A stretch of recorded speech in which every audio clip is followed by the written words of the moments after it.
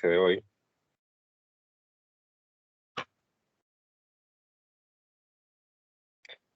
Bien, les subí al grupo este documento, pero lo hayan visto, lo tengan descargado ya. Y pues bueno, si tienen la posibilidad de imprimirlo, pues qué mejor cosa, ¿no? Para que lo tengan ahí listo cuando resuelvan los problemas, porque de aquí en adelante va a ser muy útil, ya que vamos a trabajar con ciclos termodinámicos. Y tanto en este capítulo, ya finalizando el capítulo 19, como en el capítulo 20. Entonces es importantísimo que manejemos cada una de las consecuencias, las restricciones, los resultados para cada una de los procesos termodinámicos. Entonces vamos a repasar un poco la tabla, más que todo un repaso de lo que ya hemos visto en clases anteriores. Y pues, bueno, primero tienen una columna. Bueno, para cada proceso van a encontrar su gráfico PV, una restricción o lo que lo caracteriza, cómo queda la primera ley de la termodinámica y otros resultados que son importantes respecto a cada proceso. Entonces, hay una primera columna que tiene que ver con todos los procesos. Eso significa que, bueno, el gráfico PV es un gráfico genérico, no necesariamente debe ser así. Esto significa que estas ecuaciones son válidas para todos los procesos. Entonces, pues obviamente en la restricción sale ninguna, porque estamos hablando de todos en general, así que no hay una restricción general que aplique para todos con eso. La primera ley de la termodinámica igual, o sea, es decir, para todos es el cambio en energía interna, calor menos trabajo. Cuidado con el signo, recuerden que el signo menos ahí está asociado a la convención de signo que nosotros hemos adoptado para trabajarlo. En este caso, si la convención de signo fuera opuesta, entonces encontraríamos un signo más ahí.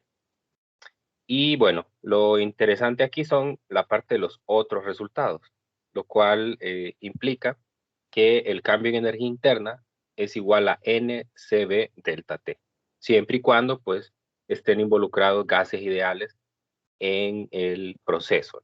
Esa relación la encontramos en el momento que hicimos la deducción de la capacidad calorífica a presión constante. Y además viene como producto de aquella propiedad que tienen los gases ideales para los cuales la energía interna solamente es función de la temperatura. Entonces, ahí se logra ver esa dependencia del cambio en energía interna con el cambio de temperatura. Y obviamente la ecuación del trabajo, el trabajo es la integral de una función de presión por un diferencial de volumen. Entonces, hay que tener cuidado con eso, ¿verdad? Porque esta columna, sobre todo, va a ser importante cuando nosotros nos encontremos con un proceso nuevo, que podría ser el caso, podría ser que en un problema del libro aparezca, de hecho creo que en la tarea hay un ejercicio donde aparece más o menos un gráfico PV como una especie de triángulo, digamos. Entonces, en el segundo proceso, el proceso es una línea recta que pues no es ninguno de los procesos que hemos visto anteriormente, ¿verdad? Que aquí mismo podemos ver que ni el adiabático, ni el isocórico, ni el isobárico, ni el isotérmico es una línea recta con una pendiente definida, ¿no? Entonces, eso quiere decir que para ese proceso, donde yo me debo situar es en la columna de todos. De hecho, hay una parte donde le piden que determine el trabajo, y si va a determinar el trabajo, entonces la manera de hacerlo es mediante la integración. Y también, pues obviamente sabe la definición del trabajo como el área bajo la curva. Entonces, hay que tener esa precaución a la hora de resolver estos problemas. Bueno, del proceso adiabático, ayer hablamos en detalle, dedicamos toda una clase al proceso adiabático. Sabemos que la restricción es que el calor es igual a cero, no hay transferencia de calor, se le conoce como una expansión o una compresión súbita debido a que ocurre muy rápidamente y por lo tanto entonces podemos decir que aproximadamente la transferencia de calor es cero. Eso en la primera ley de la termodinámica me deja como consecuencia que el cambio de energía interna es el negativo del trabajo y pues bueno, encontramos el cambio en el internet.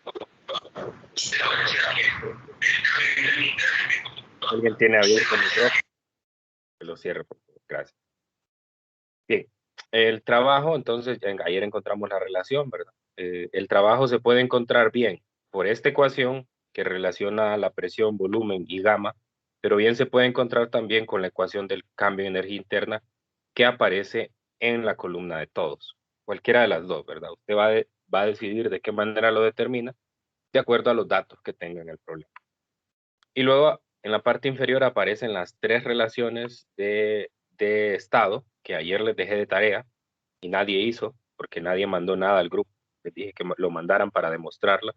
La última de las relaciones, la de presión-temperatura. Ayer utilizamos las primeras dos, la de presión-volumen y la de temperatura-volumen. Ok, el proceso isocórico. Proceso isocórico, sabemos que el proceso isocórico es aquel en el cual el trabajo es igual a cero porque se da a un volumen constante. Y por lo tanto el cambio de energía interna es igual al calor. El calor es NCB delta T, sabiendo que CB es 3 medios de R para gas monoatómico y 5 medios de R para gas diatómico. Y la relación que tenemos entre estados es que la presión entre la temperatura es una constante. Luego el isobárico, sabemos que el proceso isobárico es aquel en el cual la presión se mantiene constante y por lo tanto en la primera ley de la termodinámica ninguna de las variables energéticas es cero. Así que el trabajo es igual a, viene de la integral, ¿verdad? Pero se puede escribir de forma más sencilla como la presión por el diferencial de volumen.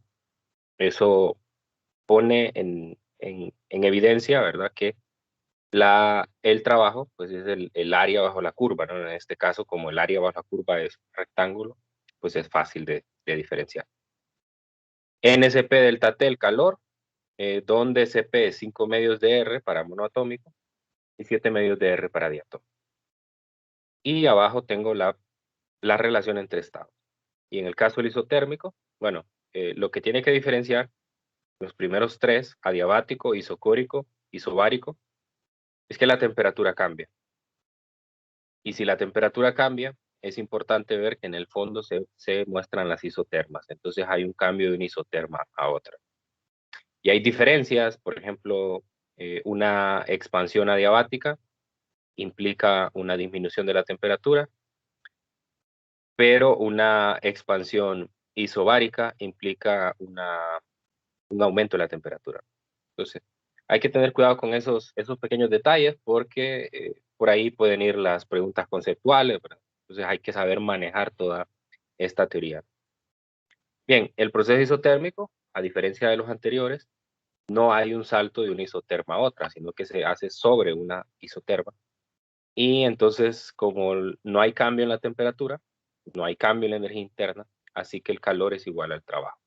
Y el trabajo viene definido a partir de la integral y me queda como nRT, logaritmo natural de volumen final entre volumen inicial. Y la relación de estado, presión por volumen igual constante. Muy bien.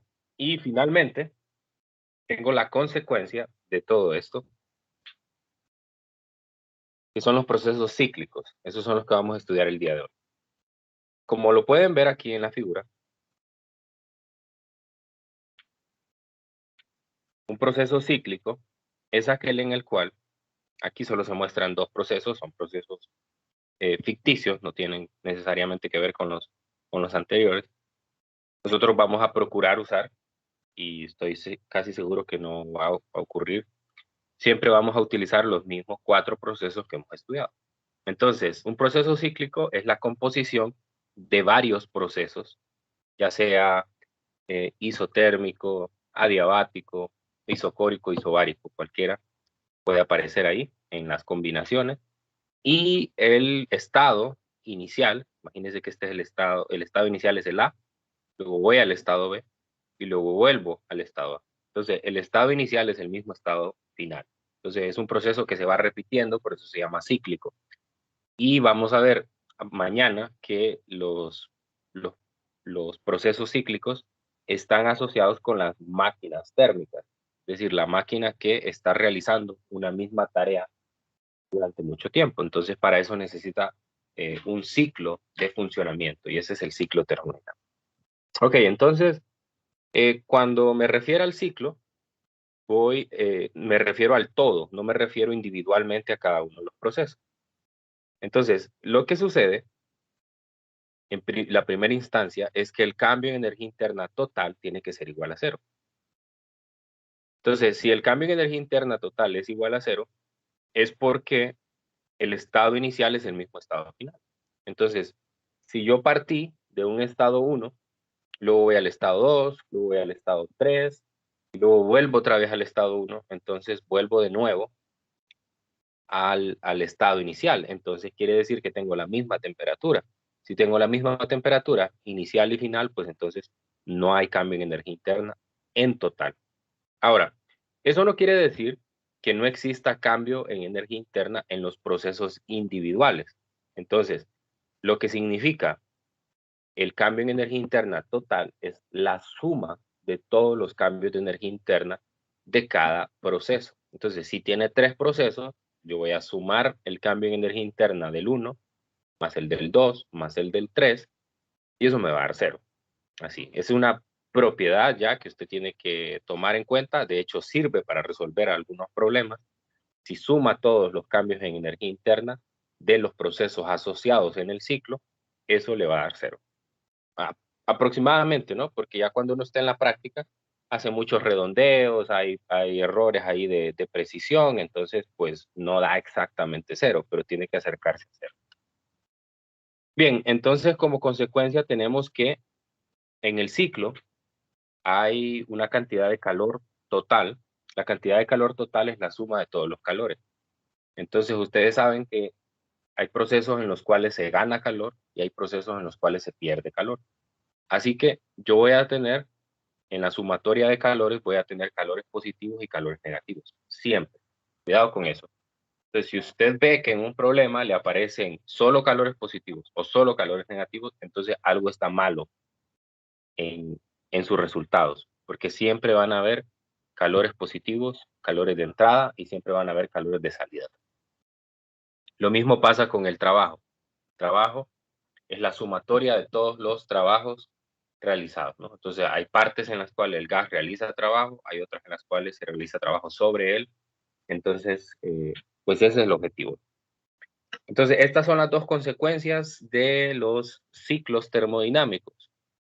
El cambio en energía interna total es igual a 0 y el calor total es igual al trabajo total. Muy bien, entonces vamos a realizar un ejemplo. No sé si alguien tiene alguna pregunta antes de que nos metamos a esto.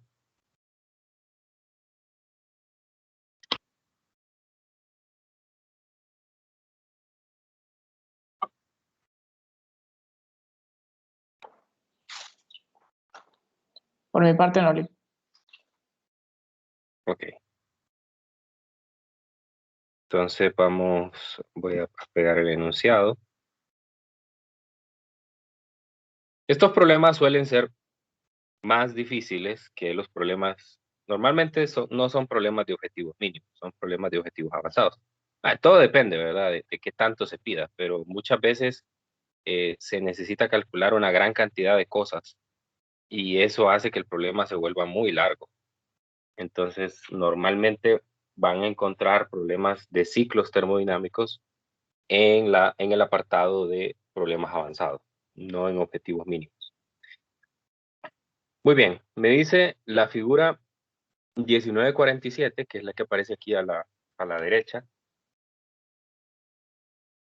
muestra un diagrama PV de 0.0040 moles del gas ideal H2. Fíjese la diferencia de este problema respecto al de la clase anterior. Aquí no nos dicen directamente el gamma. Bueno, no sé si lo voy a necesitar. Bueno, aquí no voy a necesitar el gamma, pero en el problema anterior nos dieron el gamma, ¿no? 1.40 nos dijeron. En este caso no nos dicen eso, pero sí nos dan el tipo de gas, que es H2. Nosotros ya anteriormente hablamos en detalle de cuáles eran los gases monoatómicos y diatómicos. En este caso sabemos que este es una molécula diatómica. Entonces, quiere decir que usted tiene que tomar los valores. No se va a necesitar gamma, pero sí se va a necesitar CB y se va a necesitar CP, ¿no? Entonces, tiene que tomar los valores de CB y CP para un gas diatómico. Bien, me dan el número de moles, me dan el gas, me dicen que la temperatura del gas no cambia durante el segmento de B a C. Es importante porque, como les mencionaba en la clase de ayer, ya en el contexto de un problema, solo nos dan el gráfico PV. Es muy raro que ya en un problema nos grafiquen las isotermas, como nosotros estamos acostumbrados en la clase, siempre las hemos dibujado. Entonces, es complicado a veces diferenciar si se trata de si un proceso que se grafica mediante una curva, se trata de un proceso adiabático o isotérmico, porque para ambos la gráfica es una curva. Yo les dije que una forma de diferenciarlas es que la gráfica del adiabático es más inclinada que la de isotérmico, pero bueno, eso puede ser muy relativo a la hora de hacer los gráficos, ¿verdad? Entonces, hay que tener cuidado, ¿no? Porque el grado de inclinación depende bastante de la temperatura a la cual estemos. Entonces, en este caso ya nos están diciendo que la temperatura no cambia de B a C. Entonces, yo puedo hacer aquí como una ayuda, dibujar las isotermas. Entonces, aquí vendría una isoterma. Aquí vendría una isoterma. Evidentemente, por el punto A tiene que pasar otra isoterma, no la misma. Entonces voy a graficar la isoterma pasando por aquí.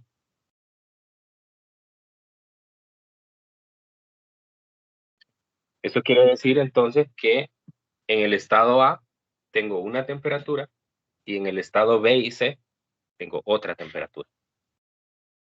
Bien, eso es importante a la hora de iniciar el problema. Reconocer información que nos dan. Muy bien.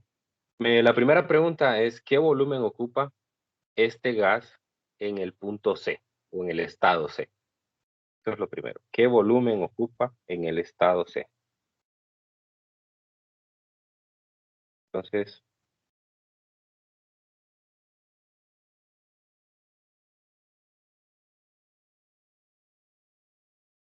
volumen en estado C.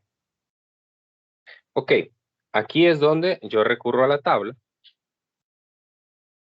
Y entonces, acuérdese que tenemos variables energéticas y tenemos variables de estado. Entonces, probablemente lo que yo voy a necesitar sea más bien las ecuaciones que están abajo, las de variables de estado. P entre T igual constante, B entre T igual constante, P por B igual constante, ¿no? Entonces, ¿qué tengo que buscar aquí? Tengo que buscar, me están pidiendo el del estado C, ¿no? Del estado C que conozco, según lo que me da el gráfico, lo que conozco nada más es la presión. Solo conozco la presión. No conozco el volumen, solo me dan el volumen para el estado A y B, que es el mismo. Entonces no puedo utilizar la ecuación de estado porque tampoco conozco la temperatura a la cual está el estado C. Si tuviera por lo menos dos variables de estado, yo podría usar la ecuación de estado y despejar para una tercera variable de estado. Entonces en este caso eso no se puede. Por lo tanto, lo que queda es utilizar relaciones entre relaciones entre los procesos, ¿no?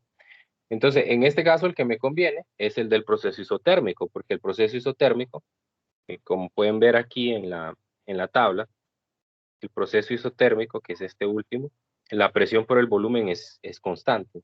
Eso quiere decir que yo puedo escribir la siguiente relación. Yo puedo escribir que para el proceso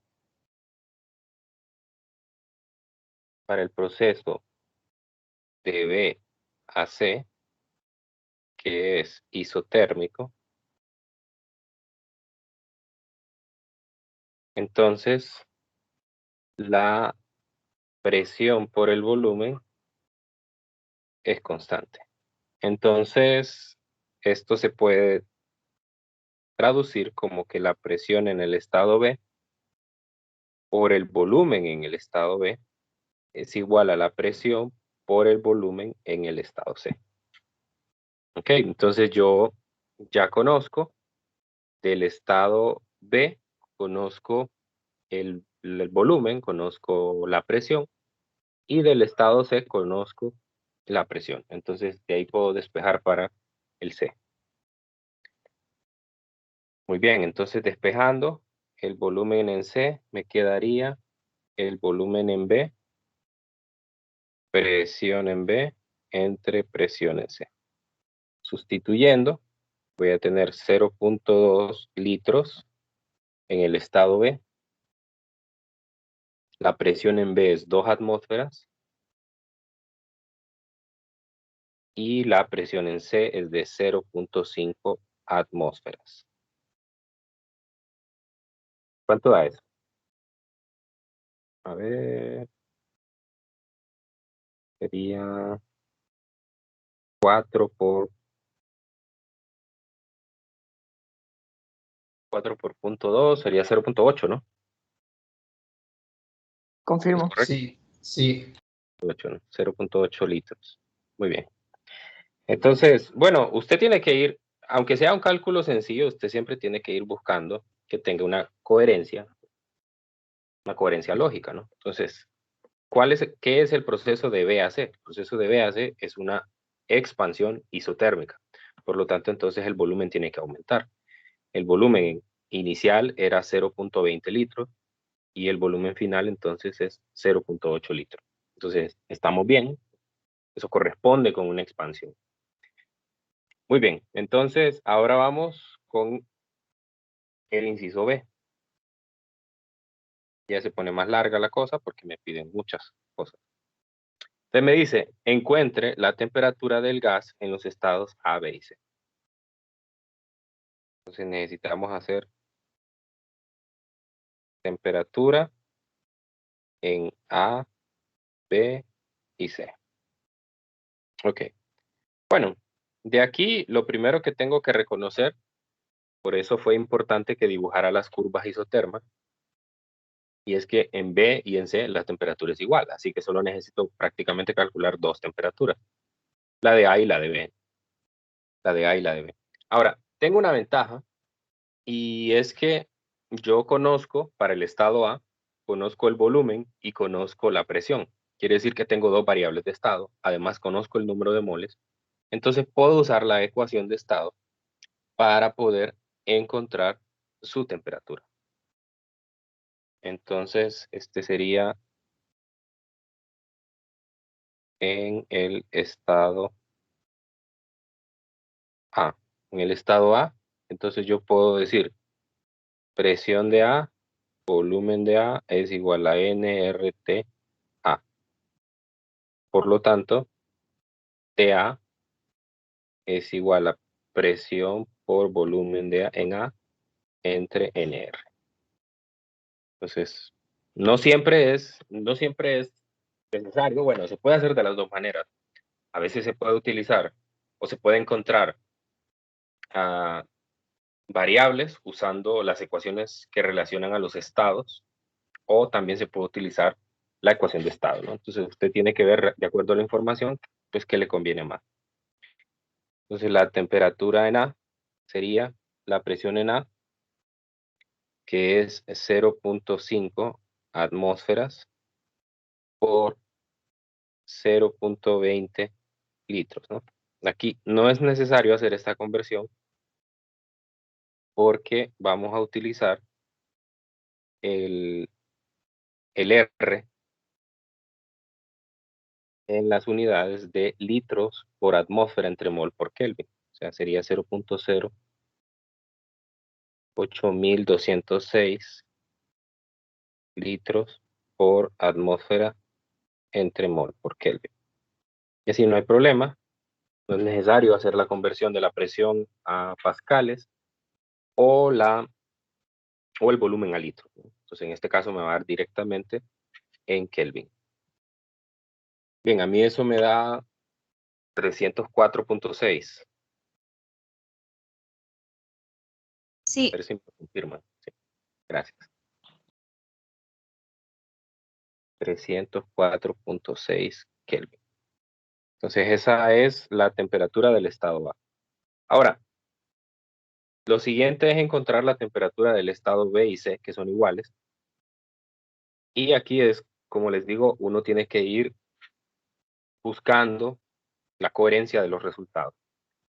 Entonces, yo sé que la isoterma que pasa por el estado B y C es una isoterma superior. Por lo tanto, quiere decir que tiene que tener una temperatura más alta que la isoterma que pasa por el estado A. Entonces, a la hora de determinarlo, pues tengo que ver que sea mayor a 304.6. Bien, aquí tengo dos maneras de resolver el problema. Bueno, de hecho, tengo tres maneras de hacerlo.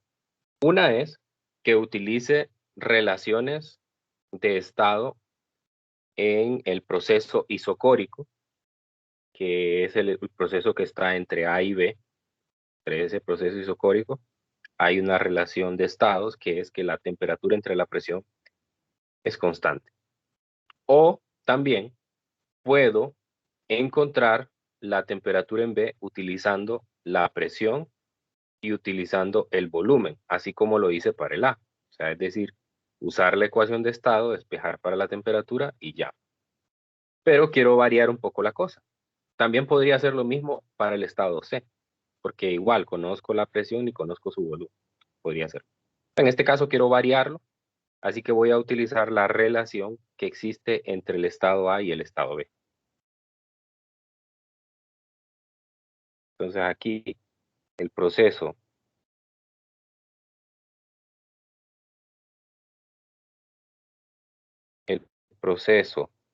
de A a B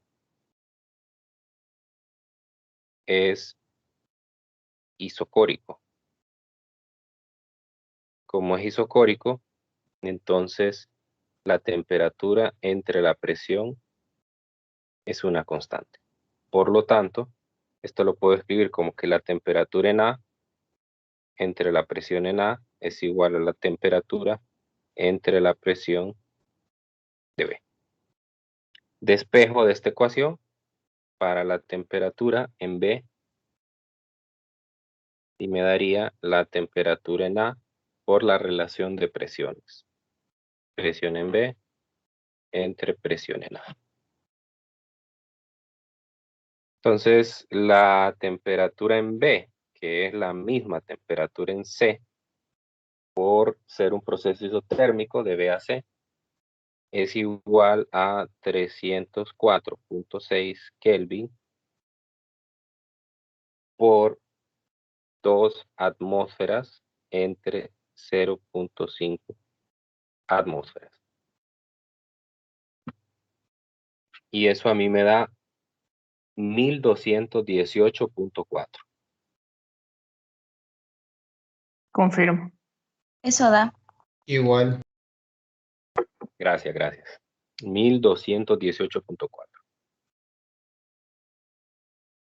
Okay. Y bueno, eso coincide con lo que ya había, con lo que esperaba, que era que esta temperatura fuera mayor a la temperatura en el estado A, que era de 304.6. Hay un gran cambio en la temperatura. Muy bien, entonces con eso completé el inciso B. temperatura en el estado A y la temperatura en el estado B y C de forma simultánea. Bien, ahora me paso al inciso C. El inciso C me pregunta cuánto calor se fue dentro o fuera del gas durante los segmentos AB, CA, BC. Indique si el calor ha entrado o salido del gas. Entonces, aquí en el inciso C, pues lo que me piden es el calor de todos los procesos. Así.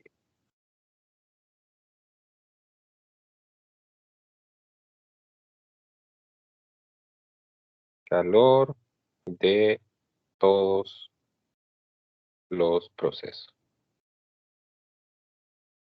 Entonces, ven aquí la utilidad de la tabla, porque pues uno ya solo se va, aquí puede decir, de A a B es un proceso isocórico, de B a C es un proceso isotérmico y de C a A es un proceso isobárico. Bueno, entonces solo me voy a la tabla y veo que aquí tengo ya esos resultados, ¿no? Tengo el primero que es un proceso isocórico. Entonces, para el proceso isocórico, el calor es NSB delta T. El siguiente es un proceso isotérmico, como es el calor. El calor es igual al trabajo, es igual a nRT, logaritmo natural de volumen final entre volumen inicial. Y el último, es un proceso isobárico. El calor para el proceso isobárico es NSP delta T.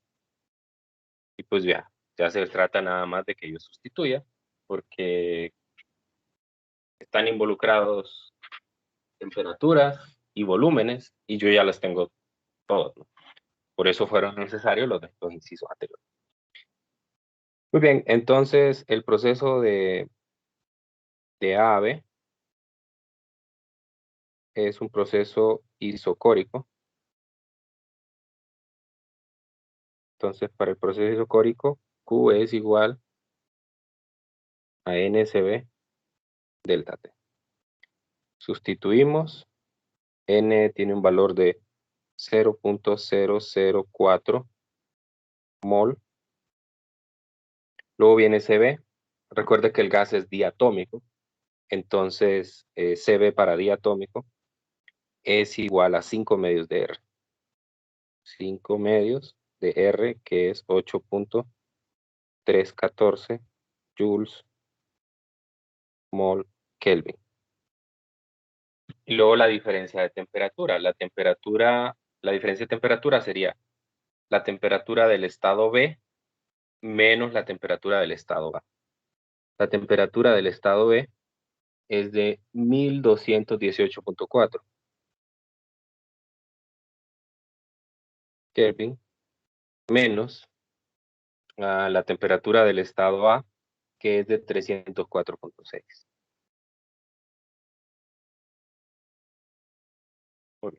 Entonces, a mí este calor, el calor del estado o del proceso AB, me da 75.97. Confirmo. Sí, eso da. Yo también. Gracias. 75.97 joules. Bien, entonces ya tengo mi primer calor.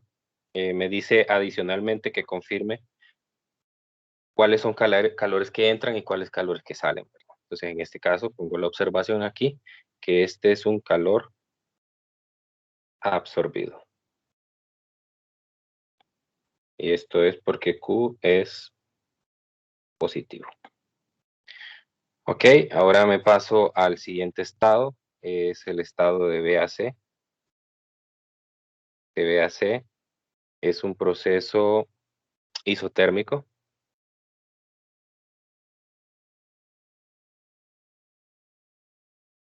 En el proceso isotérmico, el calor es igual al trabajo, y el trabajo es nRT, logaritmo natural de volumen final. En este caso, el final sería el del estado C entre el del estado B, el inicial. Ok, entonces ahí en la temperatura bien puedo poner la del estado, pues estados B o C, son la misma temperatura. Entonces calor es igual a N, que es 0.004 mol, por R, que es 8.314 joule mol Kelvin, por la temperatura, que fue de 1218.4 Kelvin, por el logaritmo natural de los volúmenes. No es necesario convertir los volúmenes a metros cúbicos porque aquí pues, se van a cancelar las unidades. 0.8 litros entre 0.2 litros. Y ahí tendría entonces el calor del proceso isotérmico. En este caso, a mí me da 56.17. Sí, así me da también. Sí. Gracias. 56.17. Ahora, hay algo importante a anotar aquí, es que los dos calores, el calor de A a B y el calor de B a C, me dieron positivos, ¿no? Eso implica entonces que necesariamente el calor en el estado CA tiene que ser negativo.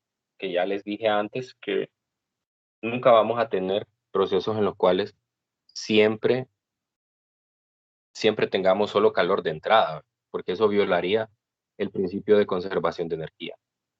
Acuérdese que eso viene particularmente de el resultado del proceso cíclico, que está aquí al final. El calor total tiene que ser igual al trabajo total. O sea, es decir, si el cambio en energía interna es cero, entonces quiere decir que todo el calor que entra y sale tiene que ser igual a todo el trabajo que se hace sobre el gas o por el gas. Entonces, si hubiera solo calores positivos, esto violaría el principio de conservación de energía. Entonces, el siguiente tiene que ser necesariamente un calor expulsado. Entonces, este también es un calor absorbido debido a que Q es positivo. Muy bien, entonces vamos con el tercer estado. El tercer estado de C a es isobárico. Por ser isobárico, entonces el calor es igual a N Cp delta T. ¿Sí? Entonces tiene que ser igual aquí a, vamos a ver, 0.004 mol Cp para un gas diatómico, 7 medios de R, 8.314 joules mol Kelvin, y el cambio de temperatura es el opuesto, 304.6 Kelvin menos 1218.4 Kelvin. Entonces ahí ya se ve claramente que ese calor va a ser negativo porque el delta T es negativo. A mí me da este calor negativo 106.36. Sí, eso da. Gracias. Negativo 106.36 joules. Muy bien, entonces ya tenemos confirmado que están bien los resultados en principio, ¿verdad? Porque este calor es un calor expulsado. Y esto lo digo porque en realidad nos vamos acercando ya a hacer la definición de las máquinas térmicas, que va a ser mañana. Y ya les había adelantado al inicio de la clase que las máquinas térmicas funcionan con un ciclo termodinámico. Entonces, una máquina térmica lo que hace es tomar calor de una fuente, luego convertir una parte de ese calor en trabajo y luego expulsar lo que no puede convertir. Entonces siempre va a ser así, siempre va a haber uno o más de un proceso en el cual gana calor y también va a haber uno o más procesos en los cuales expulsa calor. ¿Verdad? Todo depende de cuál sea. No les puedo decir yo exactamente en cuál siempre va a haber absorción y en cuál siempre va a haber expulsión, porque eso depende de los procesos que estén involucrados. Entonces, aquí con los calores estamos bien porque vimos que hay calores absorbidos y calor expulsado. Muy bien. Vamos con el último inciso. Me dice, encuentre el cambio de la energía interna de este hidrógeno durante los segmentos AB, BC y CA. Indique si la energía interna aumenta o disminuye durante cada uno de estos segmentos.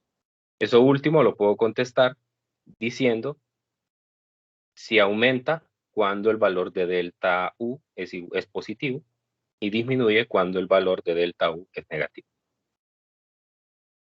Ok, entonces vamos con el último inciso, sería el inciso D. Entonces en D lo que me están pidiendo es el cambio en energía interna. Voy a poner así. Delta U para todos los procesos. Y voy a poner aquí un recordatorio. Delta U total debe ser igual a 0. Así que después de que encuentre, aunque no me lo pide el problema, pero después de que encuentre todos los cambios de energía interna, hay que sumarlos para ver si eso es cierto. O aproximadamente cierto, que es lo que va a pasar, aproximadamente cierto. Bien, entonces voy a la tabla, también por eso es importante la tabla. La tabla tiene todos los resultados. Primero tengo un proceso isocórico. Para el proceso isocórico, el cambio en energía interna es igual al calor. Ya tengo el calor, así que no tengo que hacer mucho ahí. Luego tengo un proceso isotérmico, el cambio en energía interna es 0. Excelente. Luego tengo un proceso isobárico, el cambio en energía interna es el calor menos el trabajo. Entonces ahí sí es donde voy a tener que hacer más trabajo, pero nosotros pues es más sencillo. Vamos a ver. Entonces el proceso de A a B, que es un proceso isocórico, entonces el cambio en energía interna es igual al calor. Y el calor en el proceso de A a B me dio 75.97. Así que ya tengo mi primera respuesta.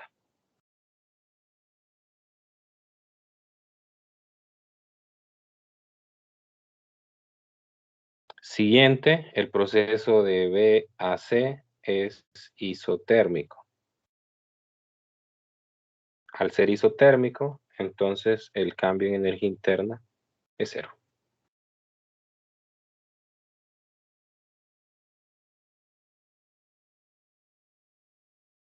Y finalmente,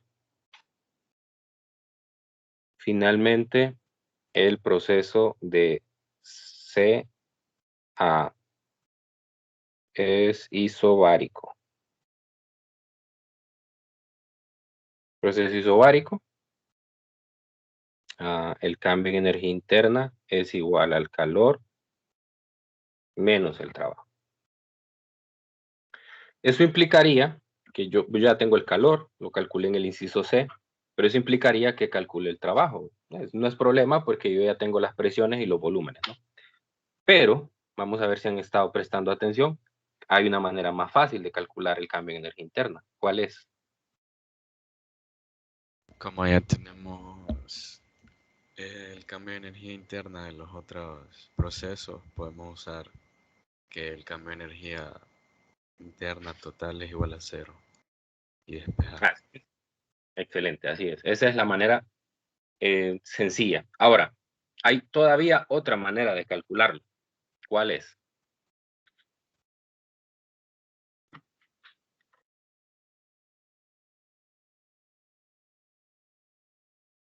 ¿Cuál es la otra manera de calcular el cambio en energía interna?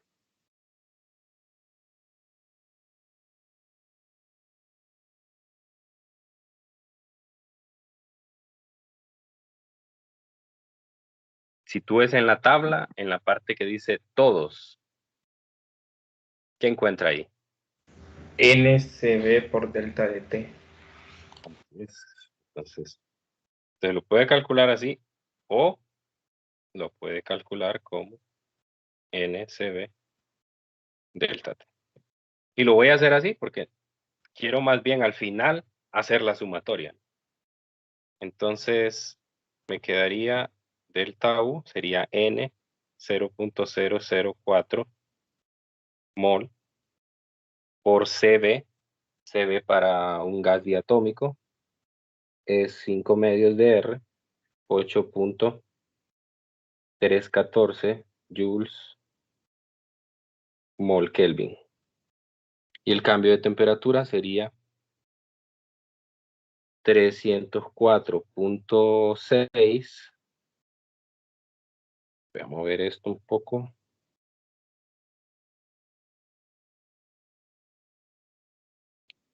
Menos 1218.4. Y eso me da menos 75.97 aproximadamente. Confírmenlo. Sí, esto da. Sí. Menos 75.97 joules. Entonces ya tengo, obviamente hubiera obtenido el mismo resultado si hubiera hecho la opción que nos dio su compañero de usar el hecho de que la sumatoria de todos los cambios de energía interna era 0 y despejar para el que me hacía falta. Pero en este caso se puede ver claramente que si yo sumo los tres resultados me va a dar 0. Uno me da 75.97, el otro 0 y el otro menos 75.97. Entonces está claro que así es. Entonces, algo que me hizo falta aquí, voy a ver si lo hago aquí abajo, aquí aumenta, es este, no cambia, y aquí disminuye. Esto fácilmente con el signo se puede determinar, ¿verdad? Si aumenta o disminuye el cambio o la energía interna en el gas. Muy bien, entonces no sé si hay alguna pregunta con el ejercicio. Vean que es un poco largo, pero no es tan complicado. Ya una vez ha condensado uno toda la información en la tablita de resumen que les envié. ¿Alguna pregunta? ¿Comentario? Lick, cuando estamos calculando el calor de las trayectorias, ¿cuál fue la primera trayectoria a la que le calculamos? Aquí. Ok, de A a B, espérame. De A a B. Podría ir a la gráfica. Okay.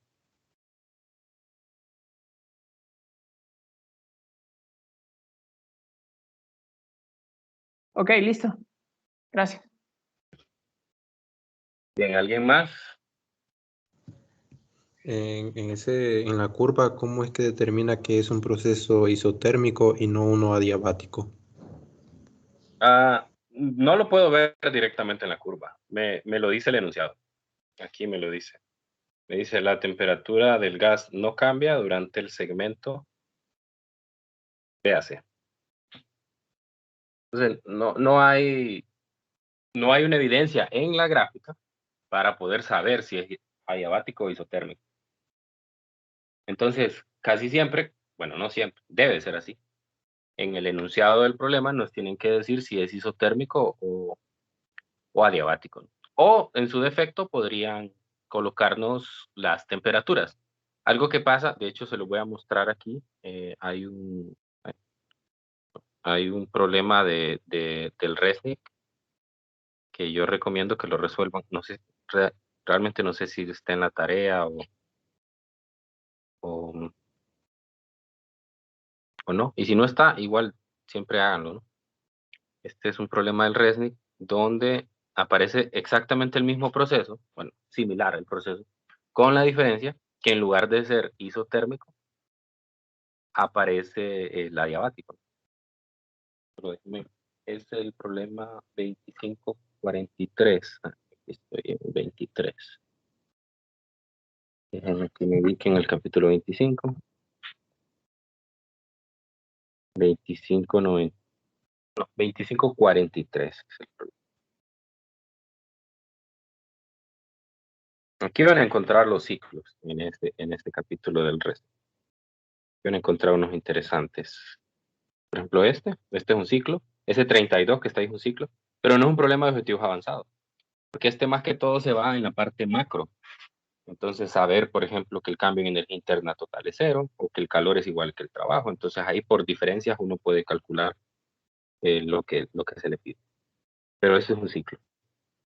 Aquí hay varios. Por ejemplo, este es muy interesante. Deberían de intentar hacerlo. El 40, porque fíjese en ese proceso que está abajo.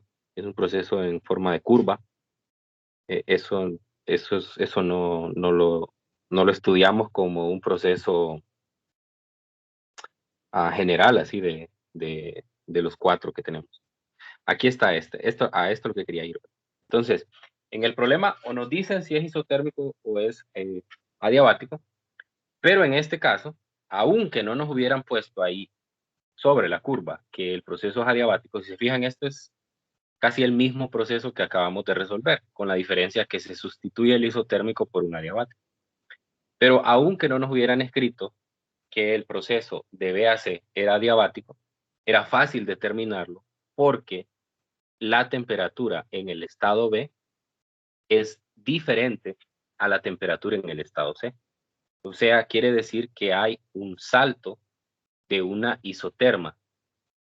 Y se cumple lo que el proceso adiabático dice, que cuando hay una expansión, hay una disminución de la temperatura. Y cuando hay una compresión, hay un aumento en la temperatura. Entonces, esa es otra manera de saberlo. Entonces, en los problemas, como ven aquí, siempre nos dan, creo que ya no hay más aquí, en los problemas siempre nos dan de qué proceso se trata. Así que no es una cosa que lo haya deducido directamente de la gráfica. Ok, ¿alguien más? ¿Tiene alguna pregunta? Dígame. Se puede saber, solo viendo la gráfica P, si el calor es absorbido o expulsado. Sí se puede, pero depende del proceso. Depende del proceso. Por ejemplo, en el proceso de AB, yo puedo saber que el trabajo es absorbido porque es un proceso isocórico.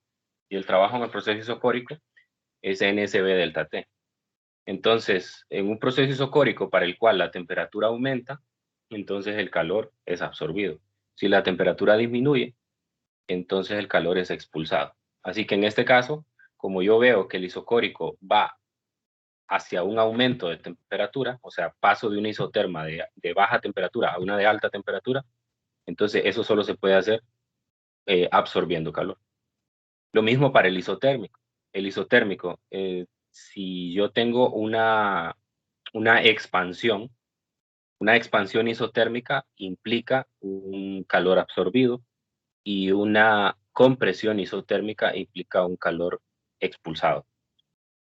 También lo mismo pasa con el último proceso, que es el proceso isobárico. Proceso isobárico, cuando tenemos una expansión isobárica, entonces la temperatura aumenta. Si la temperatura aumenta, entonces se absorbe calor. En este caso tengo una compresión isobárica. Cuando tengo una compresión isobárica, la temperatura disminuye, y si la temperatura disminuye, entonces hay un calor expulsado. Así que sí se puede, pero bien, hay que ganar mucha experiencia para poder reconocerlo así de entrada, ¿verdad? Y la experiencia, ustedes saben que en estas clases solo se gana resolviendo problemas. Así que,